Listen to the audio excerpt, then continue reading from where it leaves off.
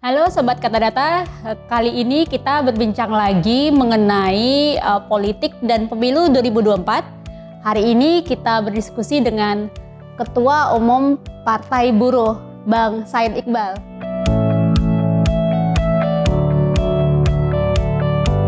Bang Said Iqbal ini juga Ketua Serikat Pekerja Indonesia ya Bang ya.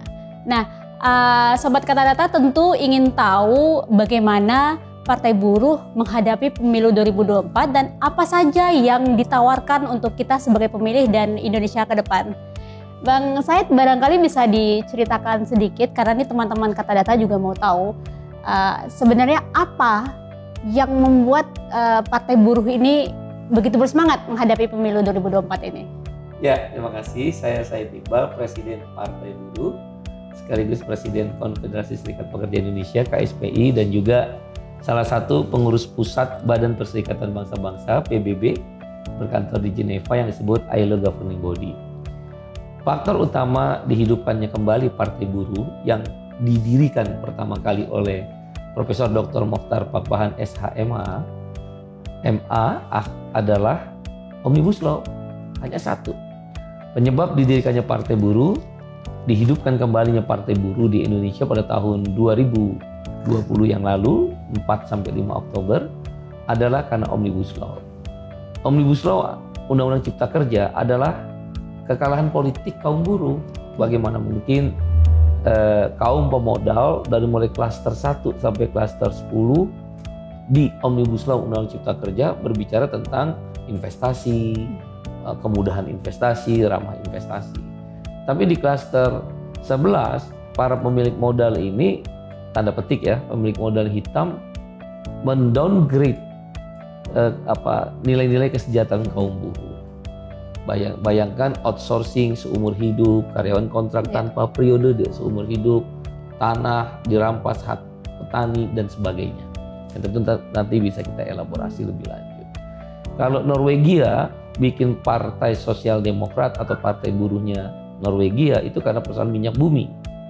Australia bikin partai buruhnya Australian Labour Party karena persoalan wajib militer, ya, dan pertambangan. Wajib militer di Selandia Baru, partai buruhnya dibentuk oleh kalangan serikat buruh. Jadi kalangan serikat buruh, serikat petani, aliansi nelayan, pekerja rumah tangga, buruh migran, miskin kota, semua bersatu untuk menghidupkan kembali Partai Buruh karena secara politik kalah dalam pembentukan Omnibus Law Undang-Undang Cipta Kerja. Oke. Tapi pada saat itu bukankah kita juga punya partai politik, ada banyak partai politik. Apakah kemudian mereka tidak bisa merepresentasikan kelompok buruh sehingga harus lahirlah Partai Buruh?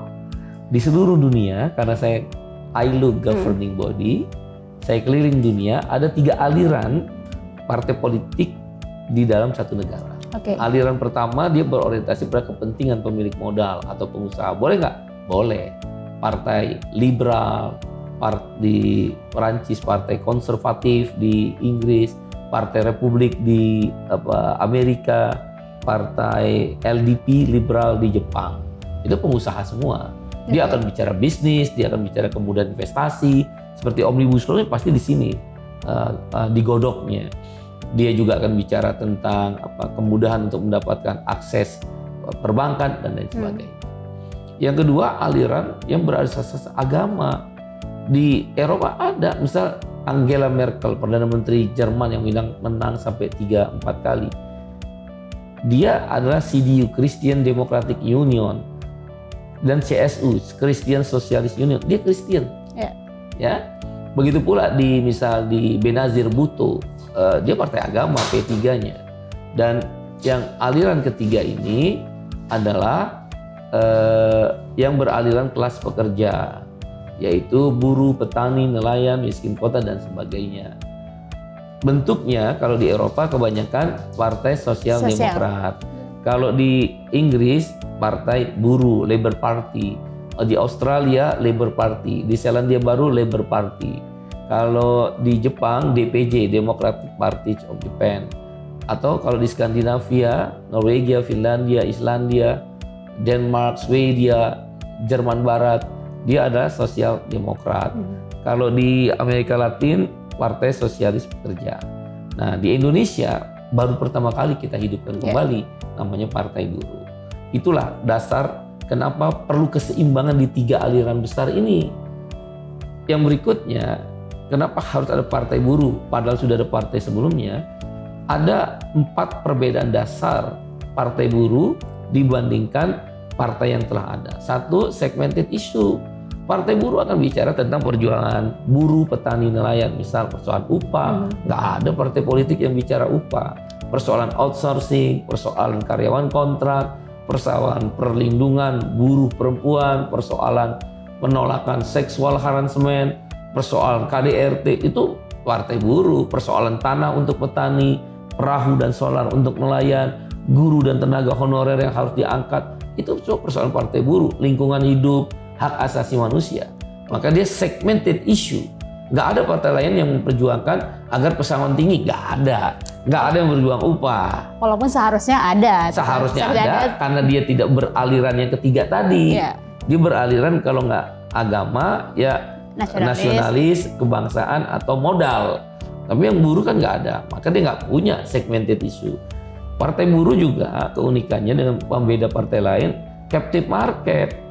Kita akan menggarap buruh saja, buruh petani, nelayan, miskin kota, pekerja rumah tangga, buruh migran, buruh informal, disabilitas, pensiunan, milenial dan Gen Z pun yang ayah ibunya adalah dari buruh atau kelas pekerja. Yang ketiga, daily working party. Partai Buruh itu dia bekerja harian. Tidak ada pemilu dia bekerja, ada pemilu bekerja, setelah pemilu bekerja. Misal ada orang di PHK, Partai Buruh membela. Perjuangan upah, Partai Buruh membela. Kriminalisasi petani, Partai Buruh membela. Kan itu namanya daily working party. Nggak ada partai yang kayak begini. Yang keempat, beriur. Nggak ada di sini daulat tuan, daulat uang, daulat dinasti. Karena apa? Setiap anggota Partai Buruh beriur. Seperti anggota FSPMI, Federasi Serikat Pekerja Metal Indonesia. Dia beriur kepada FSPMI-nya bisa 2 miliar per bulan. Nanti 500 jutanya mungkin atau 1 miliarnya diarahkan ke Partai Buruh. Nah, itulah yang membedakan kenapa Partai Buruh dilahirkan kembali. Kalau dilihat dari yang tadi Bang saya ceritakan bahwa ada nilai-nilai besar yang ingin diperjuangkan di luar dari yang sudah ada di partai-partai selama ini. Ini apakah kemudian menjadi saya ingin bertanya begini, di tengah saat ini ada pragmatisme masyarakat kita dan itu mungkin menjadi persoalan juga dalam demokrasi kita. Bagaimana Partai Buruh kemudian bisa menggerakkan simpul-simpul, kelompok-kelompok untuk meyakinkan mereka bahwa demokrasi kita harus berubah untuk perjuangan antar kelas seperti itu. Demokrasi kita itu lebih pada demokrasi prosedural. Coba aja lihat keputusan MK, semua prosedural. Kalau prosedurnya sudah terpenuhi, normanya sudah terpenuhi secara hukum, maka jalanlah demokrasi. Tapi substansinya nggak selesai. Demokrasi yang ingin kita bangun adalah demokrasi substansial, menyelesaikan persoalan. Nah, kehadiran Partai Buruh masuk di situ. Oleh karena itu dia segmented issue yang saya bilang. Kita kan bicara upah, kan orang langsung terasa. Kita bicara tentang tanah untuk petani, reforma agraria, kedaulatan pangan, anti impor, itu kan sangat langsung terasa. Kita akan bicara perahu untuk nelayan, itu terasa. Memang perjuangannya nanti intinya di politik anggaran APBN. Kan peran parlemen itu adalah pengawasan, budgeting, dan regulasi. Perjuangan tentang budgeting itu menjadi penting karena itu adalah pertarungan untuk tentang politik anggaran. Nah, kalau kita nggak punya partai, nggak bisa lah. Berarti sebelum ada Partai Buruh kan sebenarnya sudah ada serikat-serikat buruh, tapi kelemahannya ada di politik anggaran itu yang kemudian. Betul sekali. Jadi serikat buruh, serikat petani, serikat-serikat nelayan dan aliansi-aliansi kelas pekerja, dia tidak bisa melakukan politik anggaran di APBN maupun APBD, sehingga kepentingan isunya nggak jalan. Misal tentang masalah jaminan sosial, kan Partai Buruh itu ada 3 prinsip. Partai Buruh ideologinya Pancasila, titik tumpunya kemanusiaan yang adil dan beradab, sila kedua keadilan sosial bagi seluruh rakyat Indonesia, sila kelima no social justice without social security. Jangan pernah bermimpi ada keadilan sosial kalau nggak ada jaminan sosial. Apa itu jaminan sosial? Kalau kita meninggal, negara bayar. Jaminan kematian, kalau kita kecelakaan kerja, perusahaan dan negara bayar. Nah, jaminan kecelakaan kerja. Kalau kita sakit, negara bayar. Bayarin kita, jaminan kesehatan. Kalau kita pensiun, pengusaha dan negara bayar, jaminan pensiun. Kalau kita hari tua, pengusaha bayar, namanya jaminan hari tua. Nah, Partai Buruh ingin mengambil 5 lagi peran itu. Yang pertama, jaminan makanan. Bahasa kita, haram hukumnya orang kelaparan di negeri yang kaya. Negeri terkaya nomor 7 di dunia loh. Prancis dan Inggris sudah terlewati dengan purchasing power parity. Tapi coba kita lihat upahnya. Misal raksasa rokok jarum, raksasa gudang garam, selalu masuk majalah Forbes 500 orang terkaya. Di Indonesia 5 tahun berturut-turut nomor 1. Tanya upahnya berapa? Nggak lebih, less than $200. Dia punya kekayaan million, not only million, billion, miliar dolar, billion dollars. Kita upahnya 200, less than, di bawah 200 US dollar. Itu kan nggak adil. Orang punya rumah, sepetak rumah 60 meter persegi aja harus nyicil. Tapi ada Sinarmas, agroindustri, punya perkebunan 3 juta hektar. Jadi persoalannya bukan di apakah mereka punya kekayaan yang sekian itu, tapi soal keadilannya, distribusinya. Dan regulasi dan adanya politik anggaran memastikan bahwa yang kelas bawah tidak pasti makan. Betul. Gitu ya, pasti makan. Itu contoh. Yang pertama makan. Jaminan makanan. Ada lagi jaminan perumahan. Dulu yang diperjuangkan Partai Buruh sungguh-sungguh itu. BPJS kita yang perjuangin kok. Ya. Kalau nggak ada serikat buruh, nggak ada itu BPJS. Kita turun ke jalan 2 tahun. Jaminan perumahan. Dulu PNS, TNI, Polri, buruh swasta, orang tidak mampu. Begitu pensiun punya rumah. Di Citayam, di Pondokopi, yang kita kenal dengan Perumnas. Hari ini orang punya rumah nggak? Dia tanya prajurit-prajurit TNI, Polri. Nggak ada. Mahal. Rumah 200 juta. DP 30%, 60 juta dari mana? Cicilan ketika dia pensiun dari mana? Kemudian jaminan pendidikan. Jangan, coba lihat ya, kampus-kampus terbaik. UI, ITB, IPB, UGM. Semua pakai mobil. Kan saya lulusan UI. Nggak ada lagi itu parkir-parkir motor yang mau ke ujungnya kampus tuh. Jalan kaki jauh gitu loh. Sepeda, ontel, becak di UGM, nggak ada lagi. Itu menunjukkan kelas menengah. Kenapa? Dia bisa ikut bimbingan belajar. Nah, anak orang miskin, anak buruh, anak petani. Di mana dia mau ikut bimbingan belajar? 1 kali bimbingan belajar bisa 8 juta, 9 juta. Ada anak orang miskin di UGM, di IPB, tapi 0,1%. Nah, ini yang kita mau bikin jaminan pendidikan. Bukan charity. Nggak bisa kalau charity itu tergantung anggaran. Kalau dia jaminan sosial seperti BPJS, berapapun anggarannya harus disiapin. Kalau nggak ada, ya pemerintah lah dipilih untuk pemilu kan untuk mencari anggaran. Jaminan air bersih, yang tadi jaminan pengangguran, unemployment insurance. Kalau kan saya ditanya, kok orang nganggur dibayar? Jangan salah. Kita kerja bayar pajak.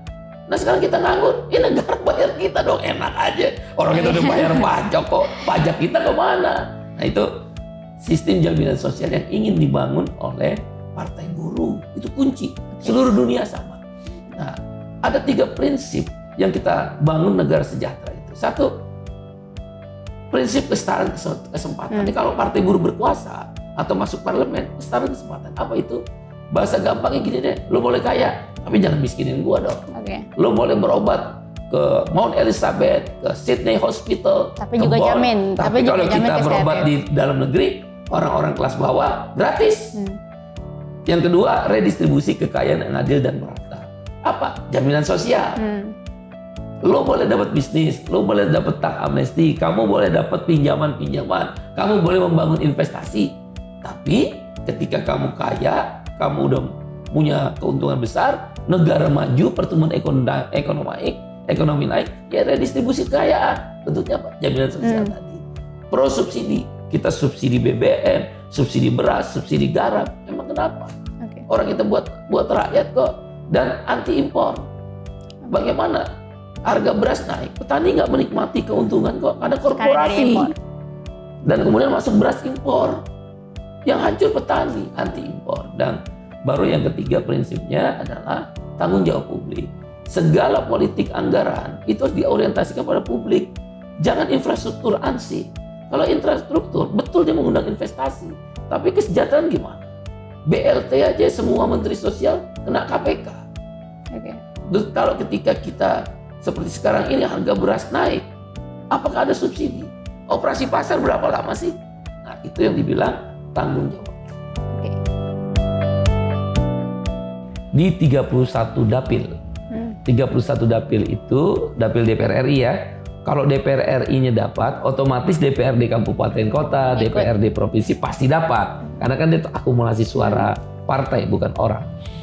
31 dapil kita akan dapat 32 kursi. 32 kursi DPR RI di angka suara sah nasionalnya 6,3 juta suara.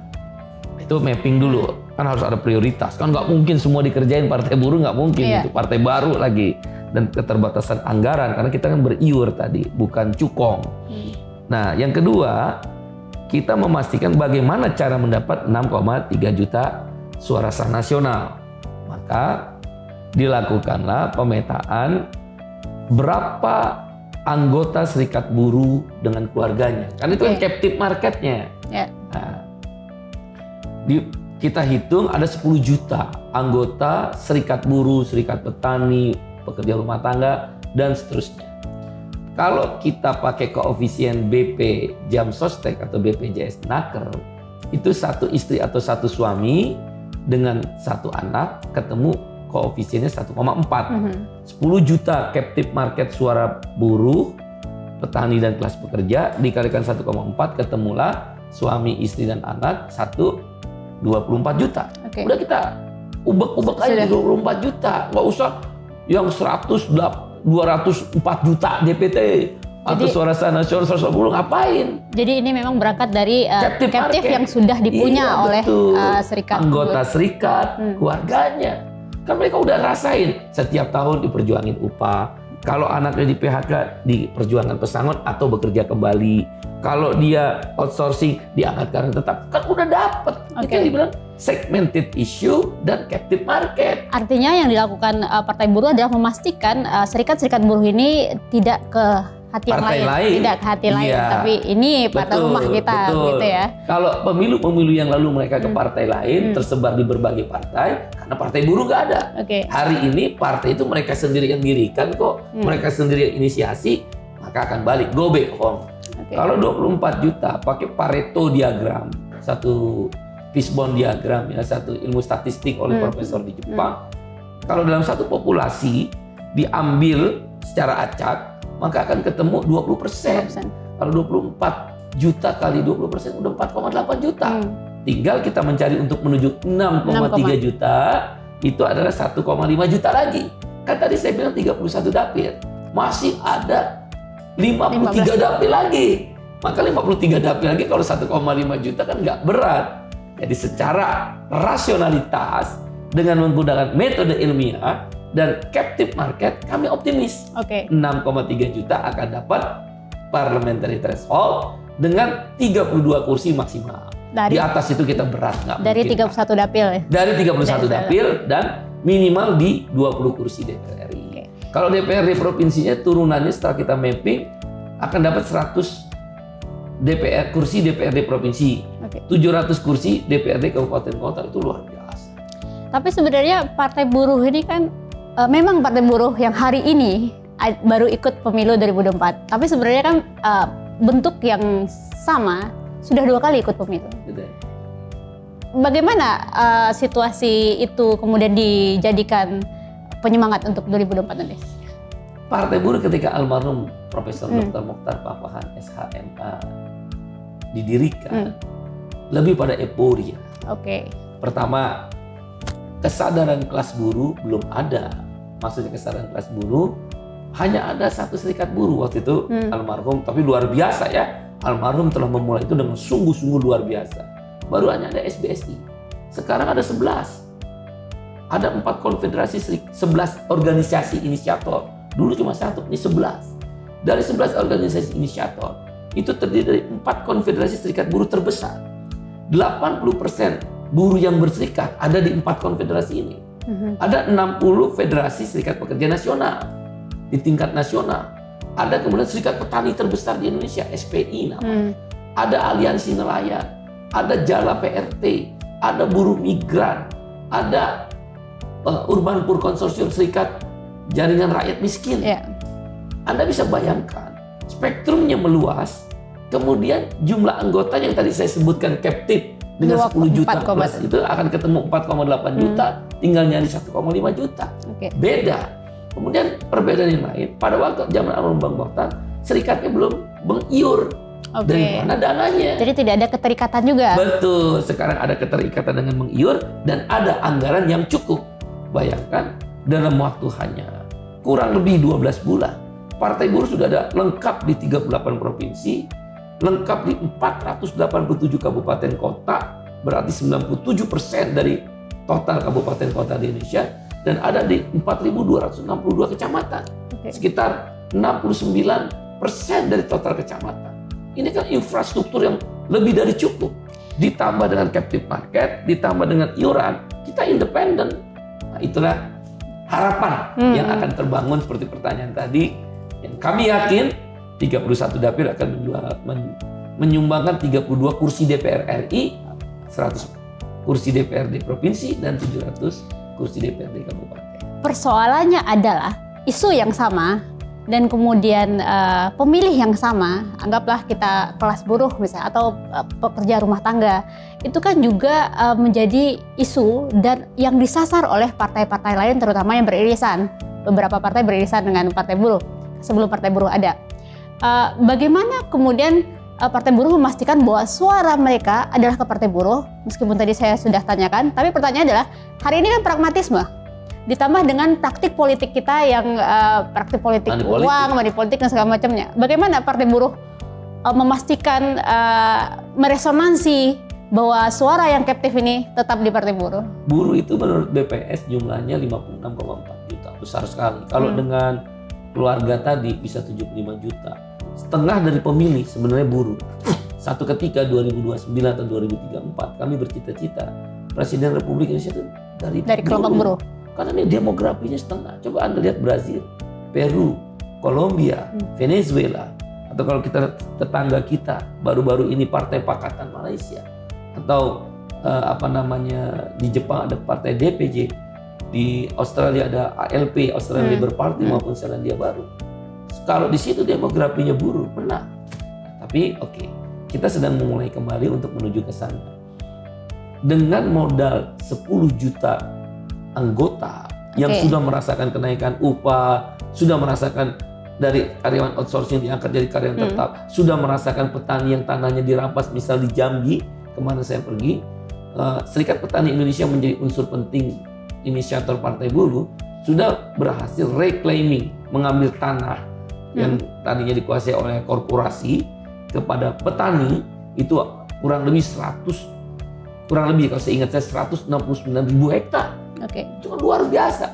Nah, orang-orang petani, nelayan, buruh, kelas pekerja ini kan udah ngerasain. Nggak mungkin dimasukin oleh partai lain. Kan partai lain tinggal dibalikin. Bapak ketika kami di PHK atau Ibu kemana tuh?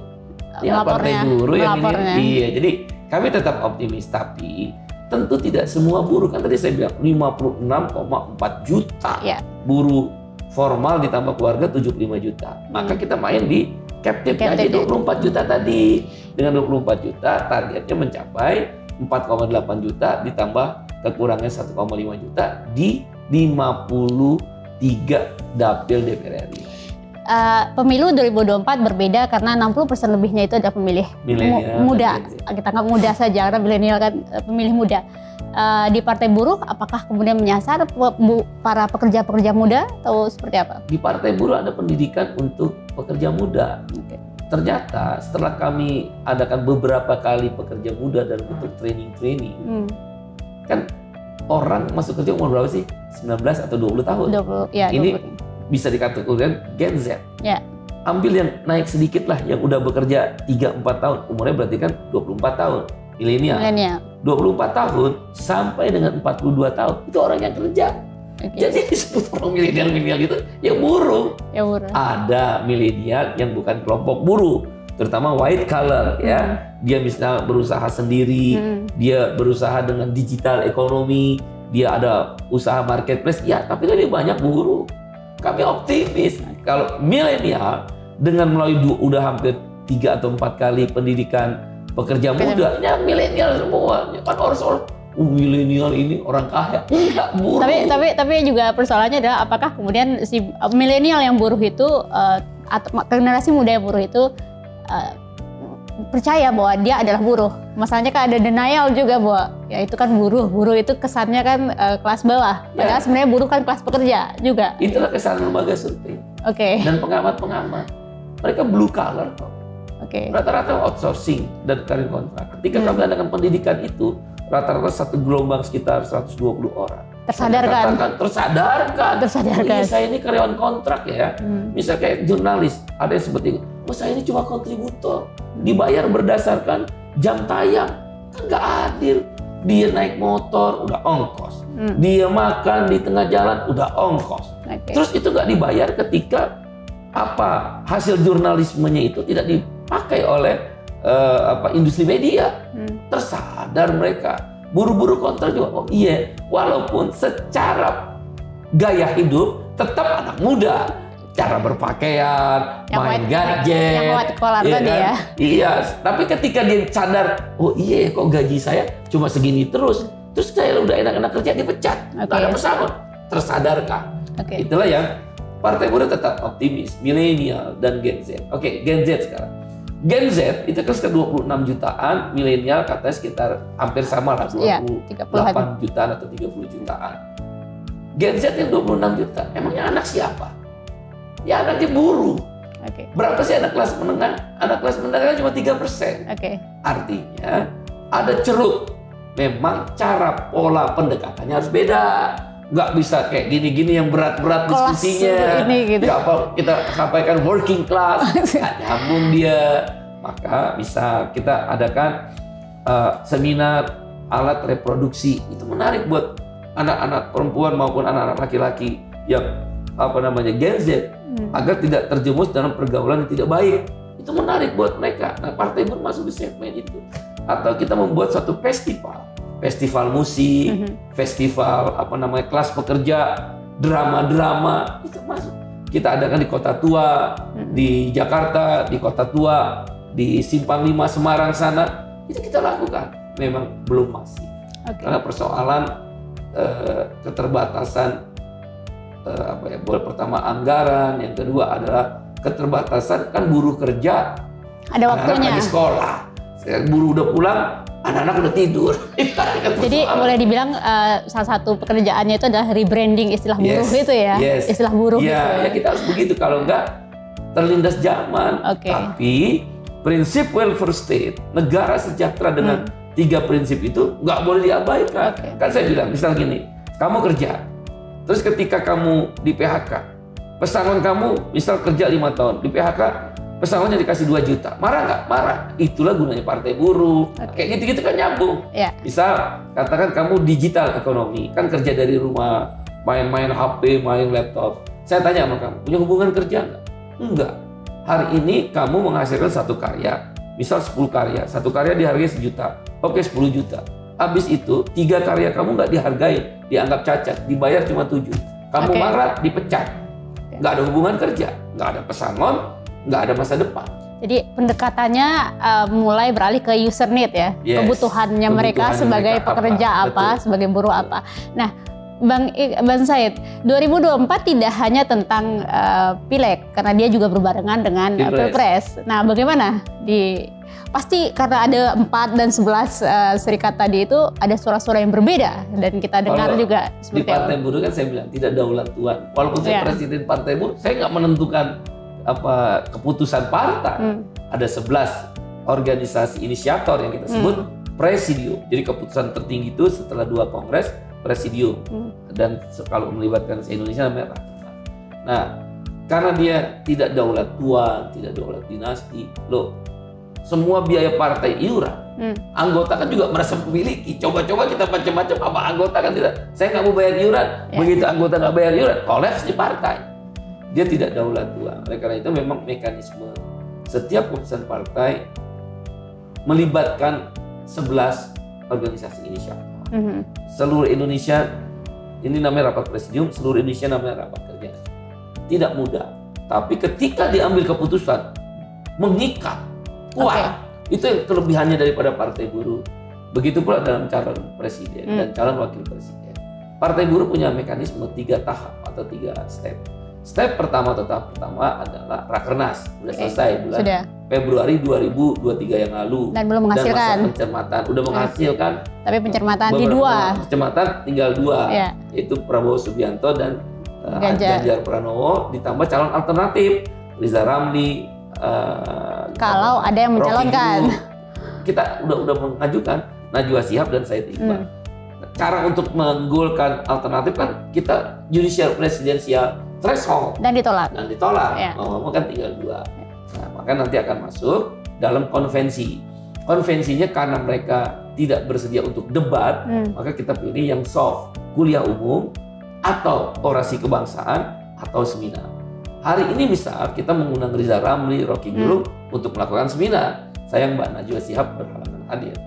Tanggal 16 Oktober yang lalu sebenarnya Pak Ganjar Pranowo sudah bersedia memberikan kuliah umum. Itu kan bagian dari konvensi untuk dinilai nanti. Tapi sayangnya karena ini seminar internasional, wakil presiden Partai Buruh Brazil, Partai Buruh Australia, dan Partai Buruh Norwegia bisanya online. Nah kita kan nggak enak dong Pak Ganjar hadir, masa yang lain online. Akhirnya diundur, dicari waktu yang Partai Buruh Brazil, Norwegia, dan Partai Buruh Australia bisa hadir. Di situ nanti Pak Ganjar akan hadir, kemudian kuliah umum. Dengan Pak Prabowo pun sudah dilakukan komunikasi melalui Pak Bang Muzani, Sekjen Partai Gerindra. Bagus, komunikasi bagus dengan Mas Pras juga, orang kepercayaan Pak Prabowo. Cuma belum ditentukan kapan tanggal, apakah Pak Prabowo mau orasi kebangsaan misalnya, atau kuliah umum. Semua ini sedang berproses. Tidak dikejar-kejar waktu, tenggang waktu pendaftaran 19 sampai 25 November, ya kan? Oktober 19 sampai 25 Oktober 2023. Lewat dari itu juga apa-apa toh. Toh nanti kampanye Partai Buruh, ini perlu dicatat. Partai Buruh tidak akan berkoalisi dengan partai politik yang mengesahkan Omnibus Law Undang-Undang Cipta Kerja. Nggak akan. Makanya kita nggak akan masuk pendaftaran di KPU, kita nggak masuk di tim sukses. Partai Buruh akan melakukan kontrak politik dengan calon presidennya. Misal tadi, mau nggak presiden merevisi Omnibus Law, mau nggak capres menaikkan upah yang layak, mau nggak sistem outsourcing dihapus, mau nggak reforma agraria, mau nggak reclaiming tanah. Jadi jelas. Tapi kan dengan partai politik. Dengan sistem kita sekarang kan partai peserta pemilu itu harus ikut memilih salah satu kewajiban. Meskipun nanti tidak ada namanya di bawah. Iya, kalau perlu nggak usah pakai nama, ngapain? Orang itu semua partai pengusung Omnibus Law. Tapi kan calon presidennya belum tentu seirama dengan partai politik. Apakah itu karena keyakinan diri dari Partai Buruh bahwa mereka yang butuh Partai Buruh, bukan buruh yang butuh mereka? Atau enggak, seperti apa? Kebutuhan atau saling membutuhkan itu kan, ini kita bicara tentang bagaimana mencari seorang pemimpin yang bisa diterima oleh rakyat dan kelas pekerja, sehingga negara sejahtera yang dicita-citakan oleh Partai Buruh dengan 3 prinsip itu terwujud. Jadi bukan persoalan siapa yang butuh, siapa yang membutuhkan, tidak. Partai Buruh tidak terlalu untuk menjadi tinggi hati seolah-olah dibutuhkan. Partai Buruh hanya ingin ada seorang presiden yang bisa mewujudkan negara sejahtera tadi dengan 3 prinsip, terutama sistem jaminan sosial. Karena kita percaya ketika seorang presiden terpilih, pasti dia punya tanggung jawab, baik secara moral maupun secara non-moralnya, artinya baik material maupun immaterial. Oleh karena itu, partai politik didirikan untuk memastikan kebijakan presiden yang didukung oleh partai politik itu bisa memberikan nilai-nilai yang menjadi kepentingan kelompoknya. Bahkan tadi saya udah bilang, ada partai modal, ada partai agama, ada partai beraliran buruh. Disitulah terjadi pertarungan gagasan, adu gagasan. Artinya partai buruh menempatkan dirinya di situ.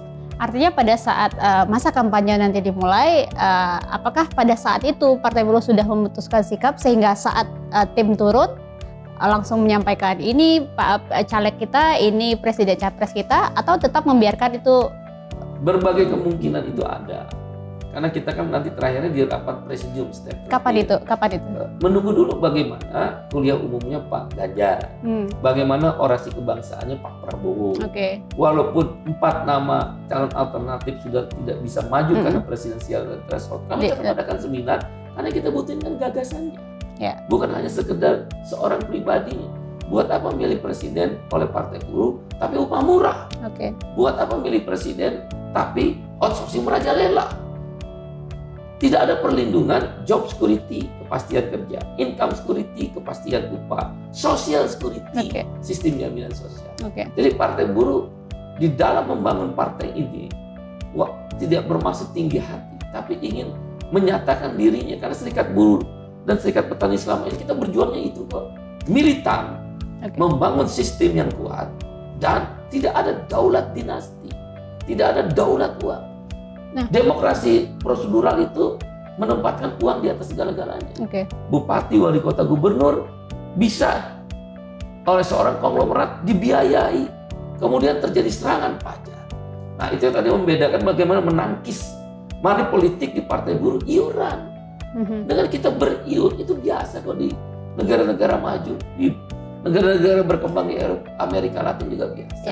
Dengan beriur itulah, dan buruh punya gaji, punya harga diri. Orang mau menerima itu kan karena kemiskinan. Itu yang membuat dia mau menerima. Menarik tadi Bang Said bilang bahwa Partai Buruh tidak akan mendukung partai yang menggolkan Omnibus Law. Tidak akan berkoalisi. Dan hari ini capres-capres ini didukung oleh, kecuali satu yang memang sudah ditolak oleh Partai Buruh. Semua itu didukung oleh partai yang setuju Omnibus Law. Gerindra dan Golkar, PAN, Omnibus Law setuju. Itu kan PDIP setuju. Nasdem, PKB setuju. Berarti tidak akan ada partai yang dipilih atau menyerahkan kepada tidak berkoalisi. Tapi capresnya akan kita bikin kontrak politik. Di situ poinnya berarti ya. Jadi partai tidak akan berkoalisi tapi akan mengikat capresnya secara personal. Apa yang bisa dilakukan untuk buruh dalam bentuk kontrak politik. Dan itu berarti di sebelum 25 November, sebelum masa kampanye dimulai atau setelah itu? Bisa jadi kalau Pak Ganjar atau Pak Prabowo dengan segala kerendahan hati bisa hadir di rapat umum ke orasi kebangsaan. Bisa juga melewati 25 Oktober setelah ditutupnya pendaftaran. Toh yang dibutuhkan oleh capres terhadap Partai Buruh bila mana akan terjadi koalisi melalui kontrak politik, kampanye. Partai Buruh akan memberikan suara 6,3 juta suara nasional. Karena kita punya tadi targetnya 32 kursi dari 24 juta suara captive market. Lalu in minimal tadi disampaikan Partai Buruh tidak akan mendukung partai yang menggolkan Omnibus Law. Tapi ini masa lalu berarti ya, sudah lewat. Kontrak politik kita bicara ke depan berarti kan, apa yang akan dilakukan ke depan. In minimal, apa yang menjadi persyaratan bagi Partai Buruh dalam menentukan capres dan cawapres? Saya singgung satu, mau nggak dia merevisi Omnibus Law setidak-tidaknya di klaster ketenagakerjaan, klaster petani, lingkungan hidup dan HAM. 2, mau nggak dia meninggalkan sistem upah murah? Indonesia sudah middle income country, upper middle income country, negara berpenghasilan kelas menengah di kelompok atas. 4.500 US dollar per tahun, kira-kira 67.500.000 rupiah per tahun. Kalau dibagi 12 bulan, penghasilan kita harusnya 5,6 juta. Dan kenaikan yang diharapkan Partai Buruh 15% ya? 15% untuk mengejar kepada 5,6 juta. Kan mereka sendiri yang ngumumin bahwa upper middle income country. Mau nggak? Upper middle, tapi buruhnya belum sejahtera. Belum sejahtera. Nah, itu petaninya juga belum sejahtera. 1, menghapuskan Omnibus Law klaster ketenagakerjaan. 2, menghapus upah murah. Dan yang ketiga, tadi katanya menghapuskan outsourcing. Kemudian reforma agraria itu tanah untuk petani dikembalikan, reclaiming. Kita nggak pakai partai aja, Serikat Petani Indonesia berhasil mengambil kembali tanah untuk petani 169.000 hektar di Jambi. Begitu pula sebagian yang ada di Pasaman Barat, Sumatera Barat. Ada juga yang di Pandeglang. Itu nggak pakai partai. Apalagi ada partai. Kita bilang sama Capres, Pak Capres, ini ada ratusan juta. Bahkan ada orang punya 3 juta hektar. 3 juta hektar itu artinya 30 miliar meter persegi. Kebayang nggak sih? 30 miliar meter persegi. Jauh satu orang. Pak Capres, Partai Buruh mau nih. Kalau Bapak jadi Capres, dengan kami akan berusaha total bersama partai lain. Reclaiming. Bukan hanya sekedar sertifikat. Kalau sertifikat, ketika petani itu butuh biaya untuk anaknya sekolah, apa yang dia gandeng? Sertifikat tanah. Bisa balik lagi nggak? Dari mana ngembalin uang utang? Kalau hanya sekedar sertifikat, itu hanya membuat komersialisasi. Bagus, baik dan benar. Tapi akan terjadi komersialisasi. Tapi kalau dia reclaiming, reforma agraria, kembalikan tanah pada rakyat. Dan kedaulatan pangan, kita bilang, Pak Capres jangan impor-impor. Ngapain impor? Dulu kita bisa swasembada beras. Dulu kita bisa swasembada garam. Dulu kita bisa swasembada daging. Ini negeri yang gemah ripah loh jinawi. The land of heaven. Tanah surga yang Tuhan taruh di Indonesia. Zamrud Katulistiwa. Apa yang susah? Presiden sebenarnya enak-enak. Tergantung komitmen dan will-nya ya. Nah, ini kan menarik karena yang menyampaikan adalah Bang Said yang punya yang punya tujuannya itu ke depan seperti ini. Tapi pertanyaan ada berapa Said lain di Partai Buruh dan bagaimana kemudian Bang Said bisa memastikan bahwa kaum buruh, anggota konstituen Partai Buruh kemudian juga punya semangat yang sama dengan Bang Said untuk di pemilu 2024. Ini sekalian closing juga mungkin Bang. Pertama, konsolidasi. Partai Buruh ada 13 platform. Dan ada, saya lupa ada berapa strategi disebutnya. Yang pertama itu konsolidasi. Rapat umum adalah cara membangun kesadaran kelas. Membangun kesadaran kelas itu berarti ya? Dengan melalui rapat umum dan konsolidasi. Yang kedua, penguatan iuran. Supaya partai ini model dibiayai oleh dirinya sendiri. Nanti kalau udah masuk ke parlemen, kita perjuangkan. Negara juga ikut membiayai. Ini negara membiayai cuma Rp1.000 kali jumlah kursi. Mana mungkin misal katakan adalah 8 juta surat sah nasional, satu suara sah nasional Rp1.000. 8 juta kali 1.008 miliar. Bohong banget deh. Nggak mungkin lah satu partai itu rata-rata sebulan bisa hampir 50-100 miliar. Partai Buruh dengan iuran apa adanya, di daerah-daerah membiayai sendiri, di pusat juga membiayai sendiri. Kalau kita ada aksi-aksi membiayai sendiri, berat. Tapi satu ketika kekuatan itu harus dibangun, termasuk negara membiayai dengan dana yang cukup. Misal 70 triliun, nggak mungkin ada korupsi. Karena kalau dia korupsi bisa dibubarkan tuh partai. Sekarang gimana membubarin partai? Orang negaranya masih Rp1.000 per satu suara sah nasional. Hal lain adalah melakukan edukasi. Edukasi itu kepada civic education.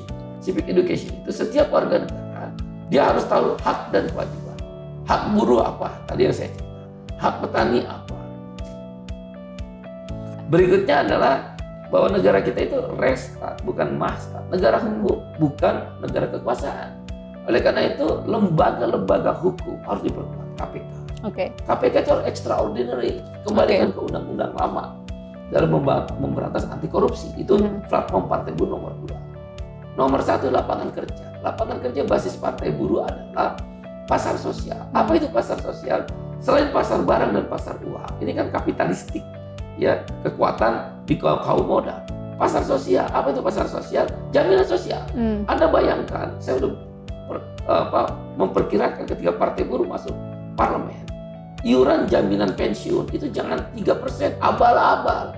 Ambillah misal seperti Jepang 9% atau Singapura bahkan 33% totalnya. Kalau dia 10% saja, dalam kurun waktu 10 tahun kita akan mengumpulkan iuran 1.000 sampai 1.500 triliun. Kita nggak tunduk sama IMF, kita nggak tunduk sama Bank Dunia. Itu yang dilakukan oleh Mahathir Mohamad tahun 1998 di Malaysia, nggak tunduk sama IMF. Kita bisa menggunakan uang jaminan sosial. Pasar sosial yang lain adalah pasar upah. Upah yang layak. Nah, kalau upah kita layak, kita makan mie ayam ngajak keluarga. Kalau upah nggak layak, makan mie ayam buat anak doang, ibu bapaknya negatif. Kita bisa membeli baju lebih, kita bisa membeli kendaraan, kita bisa membeli rumah. Itu kenapa pasar sosial. yang disebut gotong royong bukan dalam teori, tapi yang disebut pasar. Itulah yang akan diperjuangkan oleh Partai Buruh untuk memastikan terjadi perubahan. Oke, jadi intinya bahwa bagaimana buruh kemudian menjadi kekuatan penyeimbang dalam pemerintahan kita. Oke, terima kasih Bang Said. Sobat Kata Data, itu cerita hari ini, diskusi dengan Bang Said. Semoga nanti ini menjadi perspektif tambahan bagi Sobat Kata Data untuk memilih di 2024 nanti. Nah, sebelum kita tutup nih ada pertanyaan singkat Bang Said. Ada 5 pertanyaan singkat, dijawab cepat saja, dipilih salah satu. Belanja online atau di pasar? Pasar. Motor atau sepeda? Motor. IKN di Jakarta atau Kalimantan? Jakarta. Perkuat KPK atau perkuat Mabes dan Kejagung? KPK. Healing ke gunung atau ke laut? Suka healing. Facebook atau Twitter? Dua-duanya enggak. Dua-duanya enggak. Ya, dua-duanya enggak. Berarti ini TikTok berarti. Oke, sampai jumpa di diskusi kita selanjutnya. Sampai jumpa. Terima kasih. Thank you. Ya Bang.